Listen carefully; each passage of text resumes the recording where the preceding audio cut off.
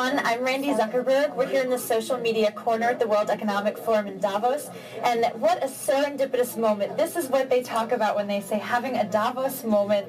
We were just sitting here and all of a sudden feeling so lucky to have the presence of Leonel Fernández and Margarita Cedeno de Fernández from the Dominican Republic sitting right here at the table with me. Thank you so much. Well, thank you, Randy. Thank you for having us. And I understand this is your first time here in Davos at the World Economic Forum. Yes, it is. It is our first time, and it's been quite an experience to see and hear so many different ideas that are being discussed and debated about world affairs, but all the challenges that the world is facing at this moment and the impact it may have worldwide. So it's been a quite amazing experience. Even though before we had some relationship with the World Economic Forum, but more in Dubai. It was 2 years ago, and then also in Latin America, in Colombia, in the Latin American World Economic Forum. So there has been some sort of linkage in the past with the World Economic Forum, but this is the first time here in Davos, yes. So what would you say are some of the major topics that are being covered here this year? I think it has to do with the global financial crisis, the economic recovery, the climate change challenges that we are facing, all that has to do with poverty reduction, economic development. All of these ideas have been tossed out here, and of course we're learning a lot, looking at different perspectives of all these problems, and perhaps coming out with best practices and solutions that we can even implement in our country back in the Dominican Republic. So now are you speaking on any panels or sessions here? Yes, last night we spoke at a dinner with other Latin American leaders, with the President of Mexico, Calderón, the President of Colombia, President Juan Manuel Santos, the President of Panama, Ricardo Martinelli, and myself, as well as the Foreign Minister, the new Foreign Minister of Brazil. And we spoke about Latin American problems, especially what are the challenges politically, economically, socially, where we're standing, and exactly how are we going to overcome those challenges. So we're sitting here in the social media corner. Latin America has been a tremendous area of growth for Facebook and for technology and social media in general. How are you seeing the use of social media in the government? Well, we have been using social media in the government. For example, the presidential web page has also included... Can you tell where can people find that? People can find that in www.gov.do.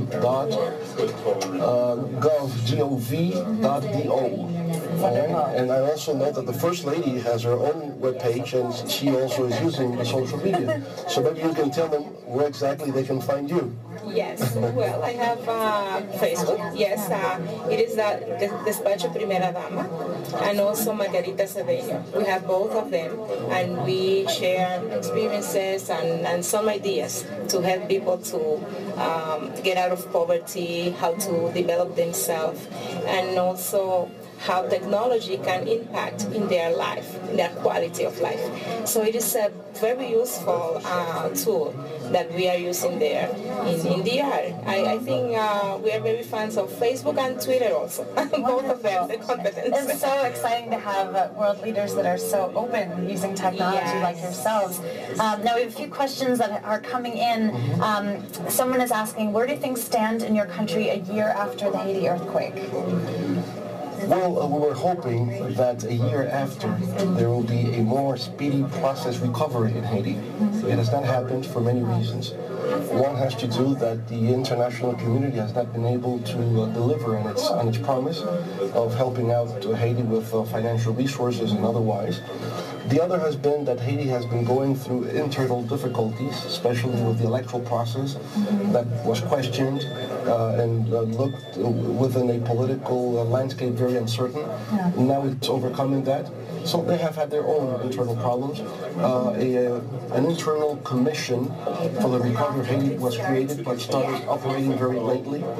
And so they didn't come up with the programs and initiatives that needed to be put in place right away in order to have the recovery process in place. I think they need to focus on two main issues.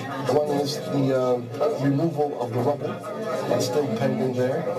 The other is building homes. There are around a million people that are homeless at this moment in Port-au-Prince, living in tents. So focusing on these two issues would be very important. Related to the Dominican Republic, of course there can always be migration pressures, people trying to come over to the Dominican Republic because they become hopeless in Haiti. Nevertheless, we have not seen a massive illegal immigration outflow into the Dominican Republic. But I think that with the second round of the elections that are going to take place in the month of March, we think that there can be a renewal of the commitment by the international community to help Haiti come out of its crisis. Yes, for sure. And it seems to be a large topic of conversation with many of the people that I have spoken about. I know you're very busy, so just a couple more questions. Absolutely, but also a question coming in, do you have any specific initiatives around technological innovation in the Dominican Republic? Yes, we do.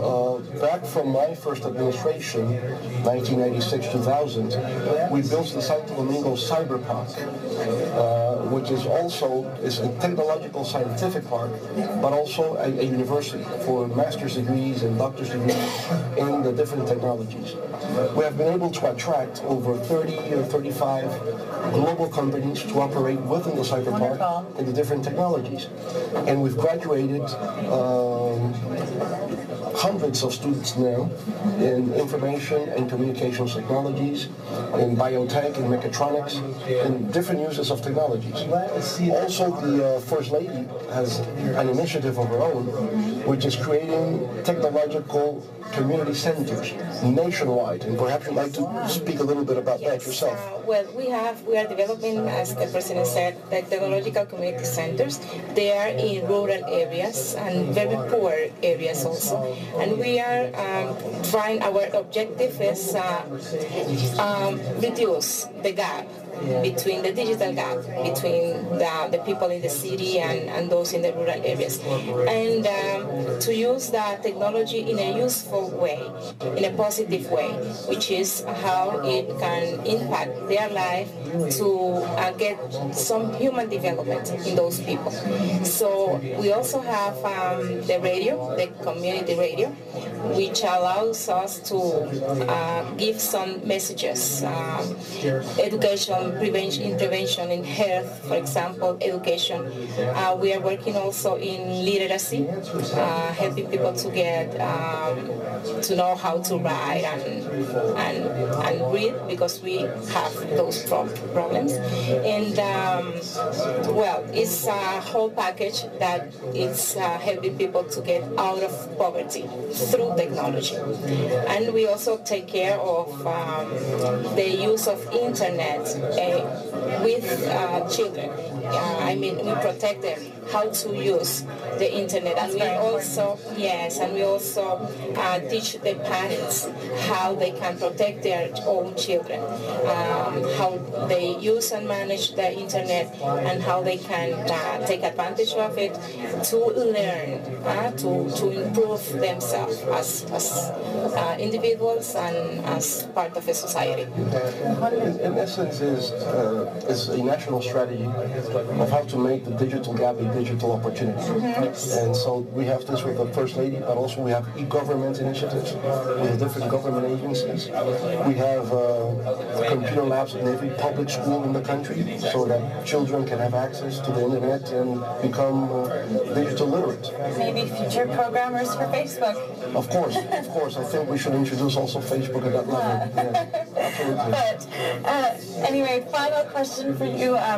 What are you most excited for as the World Economic Forum wraps up? I think coming up with new, fresh ideas about how to address major global challenges. When you come out here, you know that you're not helpless or hopeless. I think that you can count and rely on new partnerships, people that are reflecting about what's going on in the world, do not see it from a pessimistic viewpoint, but instead they see that we're going through a period of radical changes, that we're going through a creative destruction. It's an old world that is dying. It is a new world that is coming to life. And so we just need to put the right ideas in place, and in the future it'll be a better world than the one we have today. So this is what really excites us and make us understand that what we do has a meaning. becoming engaged, becoming active, advocate for certain causes has a meaning, has a sense.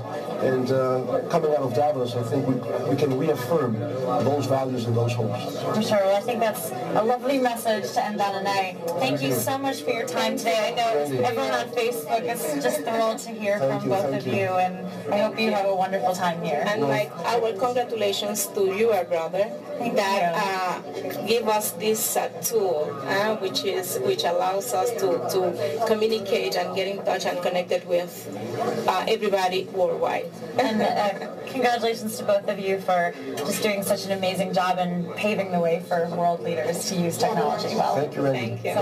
Thank you so much. Take care. Thank you so much. Okay, good luck.